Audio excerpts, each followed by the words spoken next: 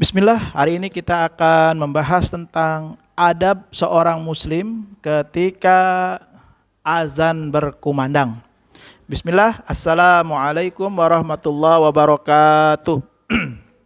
Alhamdulillah, wassalatu wassalam ala rasulillah wa ala alihi wa sahbihi ajma'in, amma ba'du. Ketika azan, maka seorang muslim hendaknya bisa memposisikan dirinya sebagaimana yang diinginkan oleh Rasulullah SAW. Jangan sampai kita sebagai orang yang ngakunya beriman kepada Allah, orang yang ngakunya cinta kepada Rasulullah, iman kepada hari akhir, tapi dia nggak tahu bagaimana adabnya ketika azan berkumandang. Nah, berikut ini kita akan belajar bersama-sama untuk bagaimana sih adab-adab seorang muslim ketika azan berkumandang. Nah, mudah-mudahan ini bisa kita aplikasikan dalam kehidupan kita sehari-hari sehingga apa yang terjadi dalam kehidupan kita itu adalah peristiwa-peristiwa terbaik yang merupakan menjadi amal-amal soleh terbaik kita. Agar apa? Agar tentunya ketika nanti kita diwafatkan oleh Allah, kita diwafatkan dalam kategori orang-orang yang beruntung di sisi Allah Subhanahu wa taala. Nah, kita akan lihat beberapa dalil, beberapa pendapat ulama tentang bagaimana sih seorang muslim yang benar ketika azan berkumandang. Tentu hal ini menjadi koreksi autokorek buat diri yang sedang menyampaikan ini. Apa yang menjadi adabnya? Satu, ketika azan berkumandang, maka menghentikan aktivitas dengan penuh hormat. Ayat yang menjelaskan demikian adalah ada dalam surah Al-Jumu'ah ayat 9. Ya ayyuhalladzina amanu idza nudiya lis-sholati min yaumil jumu'ah fas'au ila dzikrillahi wa dzarul bai'.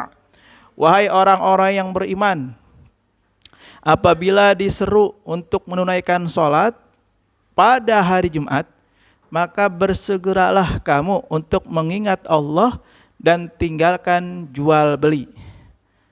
Nah, pentingnya kita belajar kitab-kitab ulama, kita tidak menjelaskan, tidak menarik kesimpulan secara letterlek, menarik kesimpulan secara secara perspektif sendiri. Tapi biar lebih aman, biar lebih sempurna, kita ambil pendapat ulama terdahulu. Nah, dalam tafsir Ibnu Katsir, beliau menyampaikan bahwa yang dimaksud ayat ini itu tidak berhenti pada saat sholat Jumat, tapi berlaku juga pada saat di luar sholat Jumat, yang mana ketika azan berkumandang maka segala bentuk kesibukan dunia hendaknya dihentikan. Nah, perkataan Ibnu Katsir ini selaras dengan perkataan Imam An-Nawawi, yang mana beliau mensyarah dari hadis Rasulullah, disunnahkan untuk diam dan mendengarkan azan dengan penuh kekhusyuan, tidak berbicara dan tidak sibuk dengan hal lain.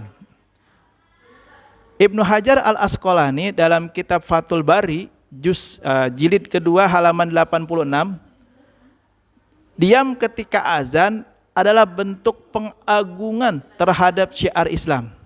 Maka kesimpulan dari yang pertama ini, kita sebagai seorang muslim hendaknya meninggalkan percakapan.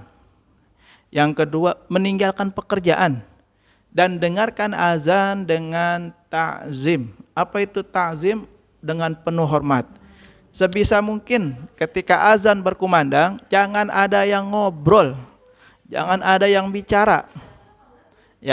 Kemudian tentunya ini berlaku juga Ya, sebisa mungkin kalau lagi makan juga sama, di pause dulu, berhenti dulu sampai azannya selesai. Nah, itu yang pertama. Adab yang kedua adalah menjawab lafal azan dengan ucapan yang sama. Ini selaras dengan hadis sahih ya, yang diriwayatkan oleh Al-Bukhari dan oleh Imam Muslim. Idza sami'tumul muadzin faqulu mithla ma yaqulu muadzin. Apabila kalian mendengar muadzin, apa itu muadzin? Muadzin adalah orang yang azan, orang yang melafalkan lafaz azan. Maka ucapkanlah seperti apa yang diucapkan. Nah, terkait hal ini, ulama yakni Imam An-Nawawi Al-Bantani, beliau berkata, menjawab azan hukumnya sunnah muakkad. Artinya apa? Sangat dianjurkan. Kemudian Ibnu Qayyim Al-Jauziyah di dalam kitab Zad Al-Ma'ad jilid yang pertama halaman 424, beliau mengatakan bahwa menjawab azan adalah bentuk zikrullah dan tanda hidupnya iman seseorang. Ya. Jadi ketika kita mampu mendengarkan azan, syukur-syukur kita mengikuti lafaz azan dan menjawab lafaz azan. Maka kata Ibnu Qayyim, orang itu imannya hidup. Ya, imannya hidup. Kemudian ada lagi Imam Ahmad bin Hanbal. Beliau mengatakan barang siapa yang tidak menjawab azan, maka ia telah kehilangan banyak pahala. Ya. Nah, ini merupakan adab sikap seorang muslim ketika mendengar azan. Selanjutnya, ketika selesai azan, ketika selesai mendengar azan, maka kita disuruh membaca sholawat. Kenapa? Dalam kitabnya Al-Azkar halaman 89, Imam An-Nawawi mengatakan, barang siapa yang membaca sholawat setelah azan, sungguh di situ penuh dengan keberkahan. Ibnu Hajar Al-Haytami dalam kitab Al-Minhajul Qawim, sholawat setelah azan termasuk zikir yang paling utama dan membuka pintu syafaat. Alhamdulillah. Atau ada juga doa yang familiar bagi kita, Allahumma rabba hadhihi da'wati tammah wassolatil qa'imah, dan seterusnya. Nah, itu pun sama, doa setelah azan. Barang siapa yang membaca doa setelah azan, maka Rasulullah SAW akan menepati janjinya. Apa itu menepati janjinya? Apa janji Rasulullah? Membawa orang tersebut masuk ke surganya Allah bersama Rasulullah SAW. Oleh karena itu, ayo kita baca doa setelah mendengar azan. Sesuai dengan pendapat Imam An-Nawawi juga, bahwa orang yang membaca doa setelah azan itu berhak mendapat syafaat dari Rasulullah SAW. Nah, kemudian karena kita sudah menunggu azan, kemudian mengikuti azan, membaca doa setelah azan sebagai bentuk iman kita hidup, maka di sini ada lagi nih. Kenapa ada lagi tentang bahwa di antara azan dan iqamah itu ada waktu mustajab. Ada waktu yang terkenal begitu doa diijabah oleh Allah Subhanahu wa taala. Ini sesuai dengan hadis yang diriwayatkan oleh At-Tirmidzi. Ad-du'a'u la yuraddu bainal adzan wal iqamah. Doa yang tidak akan ditolak adalah doa yang dibacakan, yang dipanjatkan antara azan dan iqamah. Tuh ya. Imam Asy-Syaukani dalam kitab Nailatul Autar jilid yang kedua halaman 37,